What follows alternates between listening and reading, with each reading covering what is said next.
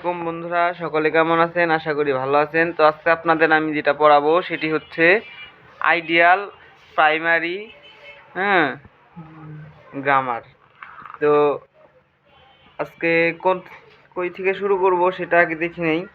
তো আজকে আপনাকে দেখাবো সেন্টেন্সের বাক্য। তো আপনারা যারা সেন্টেন্স নিয়ে একটু দুর্বল আছেন তারা আমার এই ভিডিওটা তাদের জন্য অনেক উপকারী হতে পারে। তো এখানে দেখা যাচ্ছে সেন্টেন্স তো দুই বা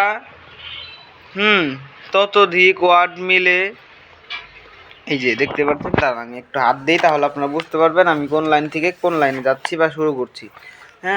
তো এখানে দেখা যাচ্ছে যে দুই বা ততোধিক ওয়ার্ড মিলে যদি মনের পূর্ণ ভাব প্রকাশ করে তাকে সেন্টেন্স বা বাক্য বলা হয়। আপনারা বুঝতে পারছেন যে বাক্য কেমন হয়।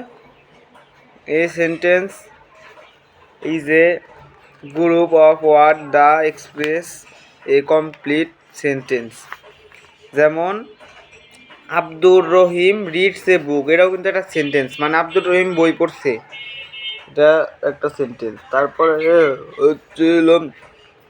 এ মাদার লাভেস হার চাইল্ড, এটা মানে এরকম যে অনেকগুলো ওয়ার্ডস মিলিয়ে যে মানে একটি পরিপূর্ণ যে মনের পূর্ণ ভাব প্রকাশ করে তাকে একটি সেন্টেন্স বা ওয়ার্ড বলে। এখানে দেখা যায় একটি সেন্টেন্সে দুটি অংশ থাকে।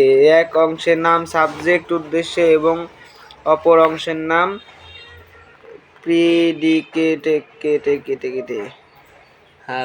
সারে বানান ভুল করে দেখি। সাবজেক্ট বাক্যে যার সম্বন্ধে ছিল কিছু বলা হয় তাকে সাবজেক্ট বলে। যেমন উপরের সেন্টেন্স দুটির প্রথম অংশ আব্দুর রহিম এবং মাদার সম্বন্ধে বলা হয়েছে, তাই এখানে আব্দুর রহিম ও মাদারে শব্দ দুটি সাবজেক্ট হিসেবে ব্যবহৃত হয়েছে।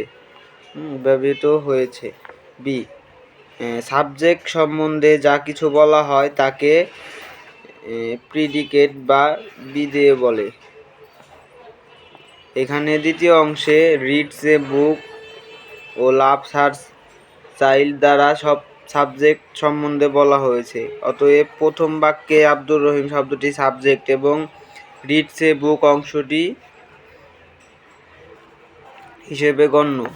দ্বিতীয় বাক্যে মাদার শব্দটি সাবজেক্ট এবং লাভস হার চাইল্ড অংশটি প্রেডিকেট হিসেবে গণ্য।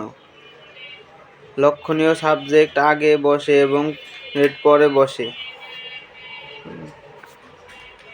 তো আপনাদের দেখালাম সেন্টেন্স বা বাক্য কিভাবে হয়। তো এই ভিডিওতে যারা আপনাদের সেন্টেন্স সম্পর্কে বা বাক্য সম্পর্কে আপনার দুর্বল, অবশ্যই আপনারা এগুলো শিখে নেবেন। তো আজকের পর্যন্ত এই পর্যন্তই। Like, comment, share.